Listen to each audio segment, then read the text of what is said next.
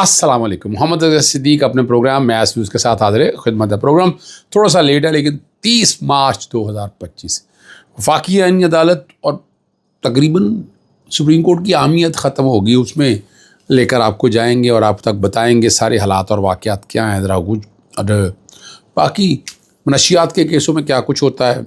Recovery کہا جا رہا ہے کہ چیزیں تبدیل ہو جاتی ہیں، ٹھیک ہے نا جی، تو وہاں آپ تک آ جائیں گے. پھر لاہور ہائی کورٹ میں بہت ہی اہم سماعتیں تھیں اور بڑا مزیدار کے کیس ہے جو ہم آپ کے سامنے رکھیں گے. لاہور ہائی کورٹ میں کون کون سی سماعتیں رہی تھیں وہ کوشش کریں گے آپ تک بتا سکیں گے. اور عدالت کی راہداریوں میں جو ظلم اور زیادتیاں ہیں اس کو کیا کچھ ہوتا رہا ہے آپ سب سنیے گا.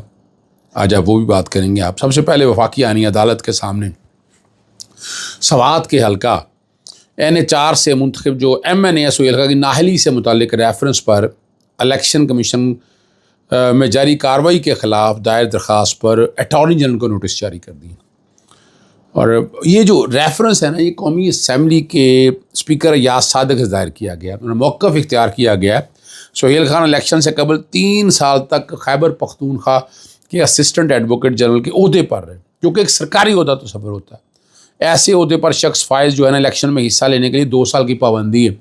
یعنی بنیادی طور پر یہ ہے کہ جب آپ کانسٹیٹیوشنل آفیسز میں آپ ہولڈ کرتے ہیں، جب سرکاری عہدہ ہولڈ کرتی ہیں، تو جب آپ 2 سال آپ کے گزر نہیں جاتے تب تک آپ الیکشن، یہ کانسٹیٹیوشنل بائنڈنگ ہے، یہ آئین اس بات کی بات کرتا ہے. تو اس لیے یہ بڑا دھیان سے رکھنے والی بات ہے. اور یہاں اب ان کے بارے میں جو بات کہا جا رہا ہے، اور اپنا جسٹس عامر فاروق صاحب کے پاس کیس کی سماعت ہوئی اور وکلا پیش ہوئے. 2 رکنی بینچ تھا اور یہاں ایک جواب جو داخل کیا گیا، ایڈوکیٹ جنرل اور اٹارنی جنرل کے عہدے آئینی حیثیت رکھتے ہیں، اس لیے آئین کے تحت ان عہدوں پر فائز افراد پر انتخاب میں حصہ لینے پر کوئی پابندی نہیں. یہ بڑی اہم بات ہے. اچھا وہ کیسے؟ آپ کو پتہ ہے ہمارے یہاں سینیٹر MNAs اور وہ سرکاری وکیل بھی مثال کے طور پر یا اپنا بار کونسل کے ممبرز بھی ہوتے ہیں سر. تو یہ بڑا اہم معاملہ ہے. میرا جہاں تک خیال ہے یہ ریفرنس ویسے ہی خارج ہو جائے گا. یہ یا تو آئین کی نئی تشریح کرنی ہوگی یا آئین کی نئی تشریح ہوگی نا بھائی، یہی ہوگا نا. اب یہ سارا دیکھنا ہوگا. یہ معاملہ جو ہے بہت جلد سامنے آ جائے گا اور وہاں آپ دیکھ لیں کہ کیا کچھ ہونا ہے. اور عمران خان صاحب کے اگینسٹ جو ہے راولپنڈی کی دہشت گردی کے جو 9 مئی کے GHQ حملہ کے سماعت کی سماعت جو ہے نا 11 مقدمات 11 کتنے ہیں 11 وہ 13 اپریل تک ملتوی. اور جج امجد علی شاہ صاحب تھے، ملزمان کو حاضری لگا کر جانے کی اجازت دے دی اور کیس کی سماعت جو ہے نا وہ ملتوی کر دی.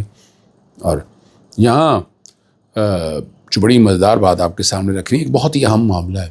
ڈویژن بینچ کے سامنے میری گاڑی تھی، چھوٹے بھائی کے نام پر تھی. گاڑی کی قیمت پر آپ نے فرض کریں آڑی 20 لاکھ کی خریدی ہے تو 4% 20 لاکھ کے اوپر اگر آ جائے 20 چوکا 80، تو اتنا جو ہے نا آپ کو اس کے اوپر رجسٹریشن فی دے گی. رجسٹریشن فی تو کاغذ کا چند ٹکڑا ہے رجسٹر کرانے کے حوالے سے، وہ کوئڈ پرو کا پرنسپل ہے. پھر یہ گاڑی کی قیمت پر لگایا گیا. میں نے یہ معاملہ چھیڑا ہوا ہے کہ جناب نہیں جناب، یہ نہیں لگا سکتے گاڑی کی قیمت پر، یہ کیپٹل ویلیو ہے. آئین کا آرٹیکل 50 اور 54 بڑا واضح ہے. تو یہ تو وفاق کو اختیار ہے، صبح کو اختیار. پہلے سنگل جج کے پاس لگا تھا، اب ڈویژن بینچ کے سامنے آ گیا اور وہاں جسٹس حسن مخدوم اور جسٹس خالد اسحاق صاحب کے پاس ہے. ایک اور ہرجانے کے حوالے سے معاملہ بڑا، اور یہ لارجر بینچ کے سامنے یہ کیس لگا ہے جہاں ہم عدالت کی پوری معاونت انشاءاللہ العزیز کریں گے اور عدالت کے سامنے ہم ایک پوائنٹ بھی رکھیں گے. یہ میں آپ کے سامنے آج کے نکات جو ہے نا وہ میں پڑھ دیتا ہوں جو بحث بھی کی ہے. حد کی عزت کا قانون ہے، ڈیفیمیشن ایکٹ 2004، اور تفصیلی دلائل دیے تھے جس میں قانون کی قانونی حیثیت، آئینی مطابقت اور بنیادی حقوق کے اثرات کو چیلنج کیا. سماعت کل تک کے لیے ملتوی ہوئی ہے اور بہت ہی اہم ریمارکس دیے کہ دنیا بھر میں انتہائی حساس نوعیت کے معاملے جیسے ایپسٹین اسکینڈل پر بھی کھل کر بحث ہوتی ہے. تاہم جو بات آ رہی ہے کہ یہ سوال پیدا ہوتا ہے کہ پاکستان میں آئینی عہدے پر بیٹھا افراد تنقید سے کیا بالاتر ہو چکے ہیں. ہم نے یہ بھی نقطہ عدالت کے سامنے اٹھایا کہ قانون کے تحت آئینی عہدیدار اور تنقید کو عملی طور پر محدود کر دیا گیا ہے، جو آزادی اظہار رائے کے بنیادی اصولوں کے خلاف ہے۔ اور ایک اہم پیش رفت جو ہے نا وہ اس میں یہ ہوئی کہ عدالت نے جو ہے نا وہ پورا قومی اسمبلی پنجاب اسمبلی سے ریکارڈ مانگ لی ہے، یہ اس لیے جانچنے کے لیے کہ قانون سازی کے دوران مناسب بحث، مشاورت اور جمہوری تقاضوں کو پورا کیا گیا کہ نہیں۔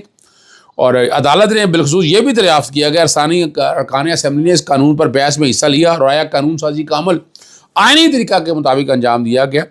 یہ ویسے قانون جو ہے نا آزادی صحافت کے خلاف سنگین حملہ ہے، یہ صحافت کو نہیں محدود کرتا بلکہ مکمل طور پر زبان بندی کی طرف لے جاتا ہے۔ ایسے ماحول میں جہاں صحافت پہلے ہی دباؤ کا اور خوف اور پابندیوں کا شکار، یہ قانون آخری ضرب ثابت ہو سکتا ہے۔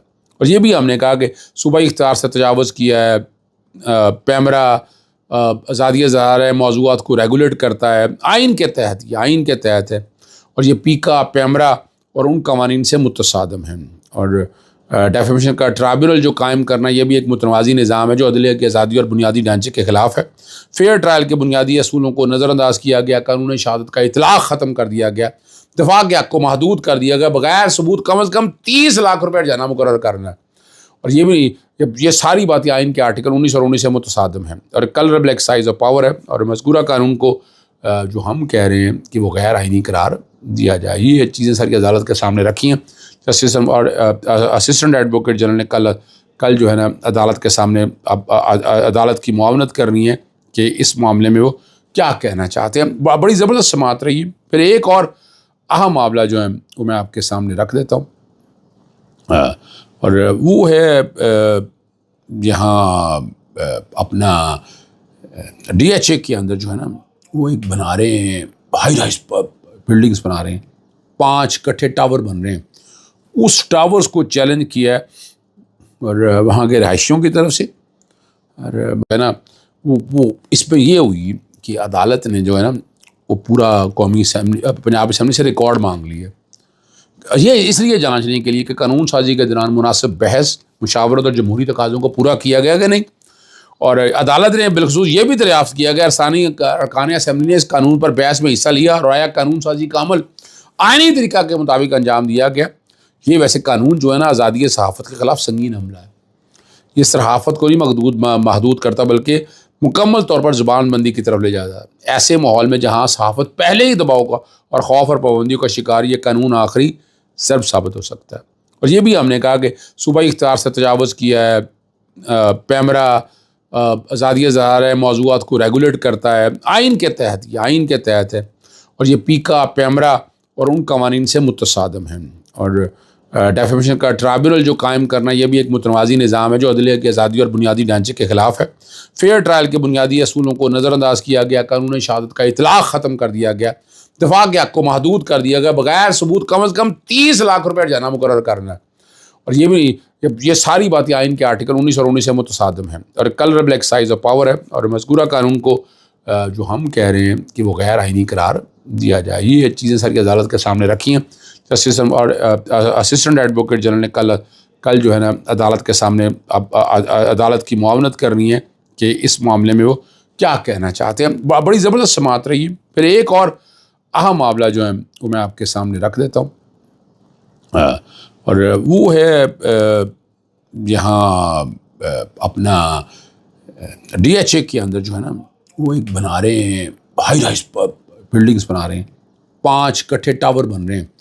اس ٹاورز کو چیلنج کیا ہے اور وہاں کے رہائشیوں کی طرف سے، اور وہاں جو پوائنٹ اٹھائے ہوئے پلاٹ نمبر 706 ہے، ڈبل جی بلاک کے اندر ہے، ملٹی سٹوری ٹاورز ہیں 5، اور جو کہا گیا ہے کہ خالصاً رہائشی زون میں ہے، یہ نہ صرف ماسٹر پلان، زوننگ ریکشن اور ڈی اے کے بلڈنگ بائی لاز کے بھی منافی ہے۔ علاقے کے بنیادی حقوق جو علاقے کے لوگ ہیں وہ متاثر ہو رہے ہیں کہ اس نوعیت کی ہائی رائز اور ملٹی ٹاور تعمیرات سے صرف ٹریفک، ماحولیاتی علائقگی اور سیوریج اور انفراسٹرکچر شدید دباؤ بڑھے گا، بلکہ رہائشی ماحول، پرائیویسی اور پرامن زندگی کے حق بھی متاثر ہوں گے۔ آئین کے آرٹیکل 9، 14 اور 23 کی خلاف ورزی ہے، اور ایسی تعمیرات کے لیے قانونی منظوری، ماحولیاتی اثرات اور دیگر لازمی تقاضے پورے نہیں کیے گئے، اور یہ کیس بڑی اہمیت کا عمل ہے قانون کی حکمرانی کے حوالے سے۔ جسٹس ملک اویس خالد صاحب نے اس کی سماعت جو ہے وہ ملتوی کر دی اور جواب مانگ، اور یہیں پر پتنگ بازی کے حوالے سے بھی عدالت کے سامنے آیا۔ یعنی وہ جو مال برآمد ہوا ہے، پتنگے، ڈورے شورے، وہ کہاں ہیں؟ ہم نے کہا جو ہمارے عبداللہ ملک صاحب وہ گئے ہیں تھانوں میں ڈھونڈنے کے لیے کہ کہاں ہیں، وہاں تو کوئی نظر نہیں آئی چیزیں ساری، وہ کیا بیچ دی ہیں؟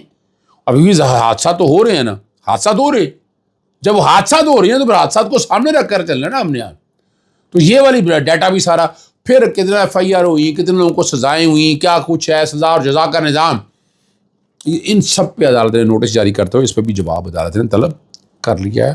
اور ایک ایک نقطہ جو ہے انشاءاللہ عدالت کے سامنے رکھیں گے، عدالت کی معاونت ہوگی اور ہم چیزوں کو آگے کی طرف لے کر جائیں گے. اب آتے ہیں جو بات بڑی ہی اہم ہے، اور وہ ہے سینئر صحافی مطیع اللہ جان جو ہمارے دوست ہیں. منشیات ریکوری کی اصل فورنسک رپورٹ جو ہے اسلام آباد پولیس سے گم ہو گئی، اور رپورٹ جو ہے وہ نیگیٹو آئی تھی. ٹھیک ہے جی، اور منشیات کا چارج تو ختم ہو گیا نا اصولی طور پر دیکھا جائے، اور لیکن کیا ہو گیا، یہ الزام مزید پختہ ہو جاتا ہے کہ صرف سیاسی انتقام یا آواز دبانے کے لیے بنایا گیا. اور میرے پر بھی کئی سوالات اٹھتے ہیں، تو ہم تو سوال اٹھاتے رہیں گے، ہمارا تو بات بڑی واضح تک ہے، لیکن ذرا یاد رکھیے گا. اور آخری بات جو ہے، 8 سال تک عدالتوں کی راہداریوں میں ننگے پاؤں انصاف کے لیے بٹھنے کے والی ربابی کراچی کے حوالے سے، سندھ کے حوالے سے بات ہو رہی ہے، اور سوال یہ چھوڑ گیا ہے کیا اب بھی یہ سمجھ نہیں آئی کہ سندھ میں پیپلز پارٹی اور مسلم لیگ پیپلز پارٹی کے تفتیشی نظام کو بہتر نہیں کر سکتی. دادو کی ماڈل کرمنل کورٹ نے رباب چاڑیوں کے والد مختار چاڑیوں داد کرم کل اللہ اور چچا غلام قادر کے کیس کا قتل کا فیصلہ سنا دیا. اور رکن اسمبلی جو ہیں سردار احمد چانڈیو، برہان چانڈیو اور سابق ایس ایچ او کریم بخش، 8 سمیت 8 ملزموں کو، یہ واقعہ 8 سال قبل مہر میں پیش آیا تھا، جہاں مقتولون کو مبینہ طور پر سرداری نظام کے خلاف آواز اٹھانے پر یہ سارا کچھ کیا گیا تھا. 8 سال 3 ماہ زیر سماعت رہا، 392 پیشیاں ہوئیں، اور فیصلہ سنانے سے کب سخت سیکیورٹی تھی، اور فیصلہ آپ کے سامنے. اجازت چاہتا ہوں. السلام علیکم، اللہ حافظ. پاکستان زندہ باد.